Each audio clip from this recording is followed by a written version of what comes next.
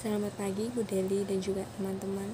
Saya Aryanita dari kelas Strategi Operasi A dengan NPM 2001 2010147. Di sini saya akan menjelaskan mengenai proses strategi operasi.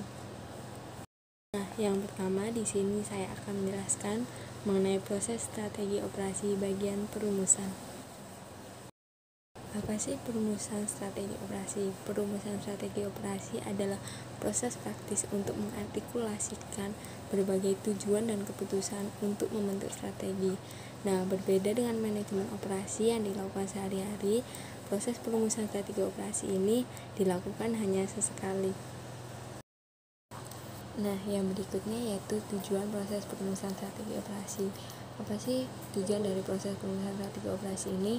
Tujuannya yaitu untuk mencapai keselarasan. Untuk mencapai keselarasan ini dapat diatasi dengan dua hal yang berbeda. Yang pertama yaitu perusahaan harus mulai dengan persyaratan pasar mereka, dan yang kedua yaitu perusahaan harus mulai dengan menyelaraskan sumber daya yang cocok. Berikutnya yaitu ada analisis yang digunakan untuk formulasi. Yang pertama yaitu untuk menganalisis pasar. Tujuannya untuk mengeksplorasi banyak model praktis yang berguna bagi praktisi untuk mengetahui persyaratan pasar. Dan yang kedua ada untuk menganalisis kemampuan sumber daya operasional, dan ini untuk menganalisis kemampuan sumber daya operasional eksternal dan juga internal. Alat manajemen yang digunakan untuk strategi ini yaitu analisis SWOT.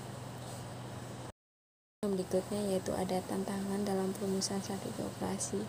Yang pertama ada profil sumber daya operasi, yang kedua ada bias investasi, yang ketiga ada sejarah, yang keempat ada struktur organisasi atau kekuatan politik. Pembahasan yang kedua adalah implementasi strategi operasi. Apa sih implementasi strategi operasi itu? Implementasi strategi operasi itu adalah cara strategi dioperasionalkan atau dijalankan, dan yang bertanggung jawab dalam implementasi strategi operasi ini adalah staf dan lini dalam operasi. Implementasi strategi operasi berfokus pada keselarasan berkelanjutan antara kebutuhan pasar dan juga kemampuan sumber daya operasi. Nah, ini sulit dilakukan karena kebutuhan pasar yang tidak pasti dan juga kemampuan sumber daya operasi. Nah, bagaimana sih strategi operasi pusat menjalankan tanggung jawabnya? Strategi operasi pusat menjalankan tanggung jawabnya berfokus pada pandangannya untuk strategi operasi dan juga pengembangan operasi. Hal yang berikutnya yaitu prasyarat yang efektif untuk keterlibatan dalam implementasi strategi operasi. Yang pertama yaitu memiliki keyakinan bahwa keterlibatan akan menjadi pengalaman yang positif. Yang kedua yaitu memiliki pendidikan dalam keterampilan yang diperlukan, dan yang ketiga yaitu diberikan kesempatan untuk berkontribusi dalam implementasi strategi operasi. Pembahasan yang berikutnya adalah proses strategi operasi, pemantauan dan pengendalian. Nah, pemantauan dan pengendalian strategis melibatkan pemantauan dan evaluasi kegiatan, rencana, dan kinerja dengan tujuan tindakan korektif di masa depan, jika itu diperlukan. Setelah membuat rencana untuk operasi, setiap bagian harus dipantau untuk memastikan bahwa kegiatan yang direncanakan benar-benar terjadi. Yang berikutnya adalah jenis-jenis kontrol operasional. Yang pertama ada kontrol ahli, yang kedua ada kontrol coba-coba, yang ketiga ada kontrol intuitif, dan yang keempat ada kontrol dinegosiasikan. Yang berikutnya adalah cara kemajuan menuju tujuan strategis dilacak.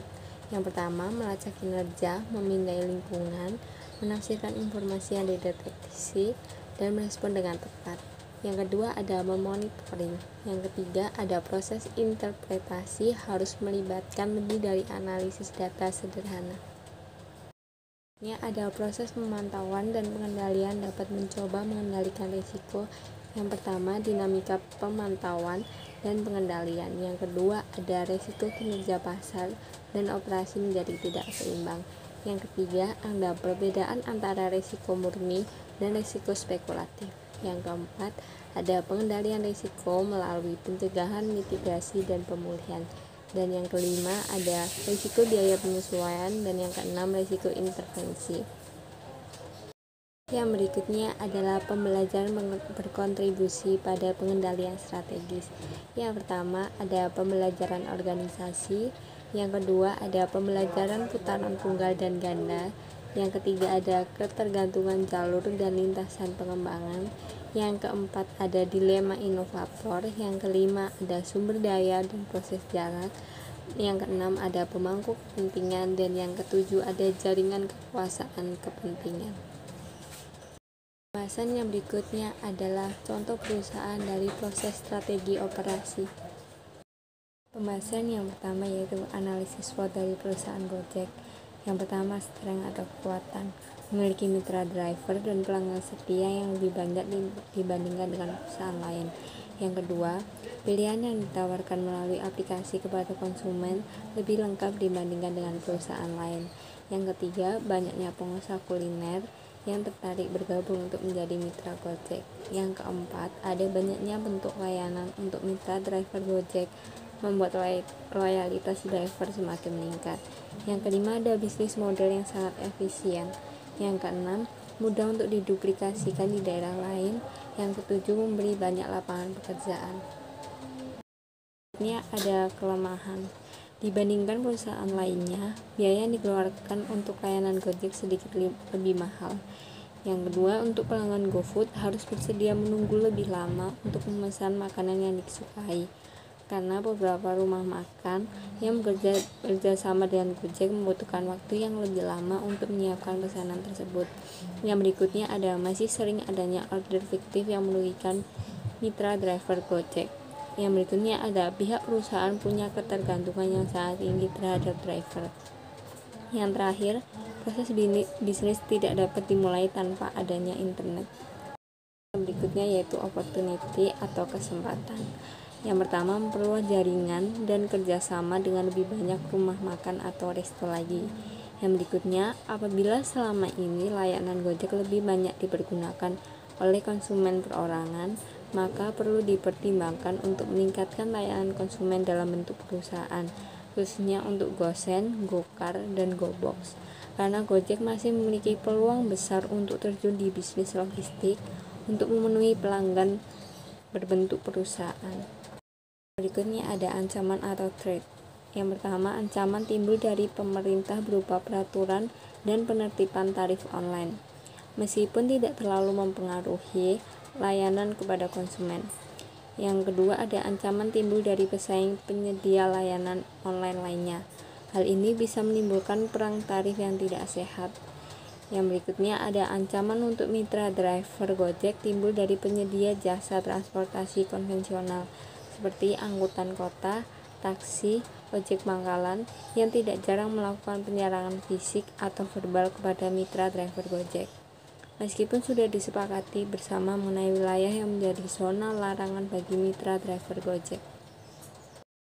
Pembahasan yang berikutnya yaitu implementasi strategi operasi perusahaan Gojek, yaitu membawa dampak sosial dan membantu kehidupan sehari-hari menjadi jauh lebih mudah dengan meningkatkan layanan bagi masyarakat. Pembahasan yang berikutnya adalah pemantauan strategi operasi perusahaan Gojek. Mengutamakan kualitas jasa, mengelola harapan pelanggan, membuktikan pelayanan kepada pelanggan, memberikan informasi jasa online Gojek kepada pelanggan, dan membangun budaya transportasi online yang dibutuhkan oleh masyarakat. Strategi pelayanan transportasi mendukung kelancaran pelayanan pelanggan dengan jasa internet yang di dalamnya terdapat bukti layanan yang baik. Perhatian kepada pelanggan dapat diandalkan, respon dengan baik kepada pelanggan, dan memberi jaminan keselamatan kepada pelanggan yang pada akhirnya akan meningkatkan kepercayaan dan kepuasan masyarakat terhadap transportasi online Gojek. Pembahasan yang berikutnya adalah pengendalian strategi operasi perusahaan Gojek. Semakin maraknya pengendara ojek online tentunya juga membuat persaingan antar pengendara jasa ojek online itu sendiri. Alhasil, tak sedikit di antara mereka yang melakukan kecurangan demi mendapatkan penumpang dengan membuat orderan pelaku atau melakukan order fiktif. maka perlu melakukan sistem pengendalian manajemen dan sistem pengendalian internal sejak dini agar kecenderungan kecurangan dapat dicegah dan diminimalisir. Pengendalian internal yang baik dengan menerapkan sistem verifikasi independen internal yang dilakukan secara berkala oleh pihak komite auditor internal. Pengendalian yang dilakukan harus meliputi yang pertama, sistem kerja perusahaan dengan peraturan undang-undang yang ada. Yang kedua, sistem informasi yang digunakan oleh perusahaan, dan yang ketiga ada sistem pengkajian dan pemberian bonus. Sekian materi yang bisa saya sampaikan dari proses strategi operasi. Saya mohon maaf bila ada salah kata atau perbuatan. Terima kasih, selamat pagi.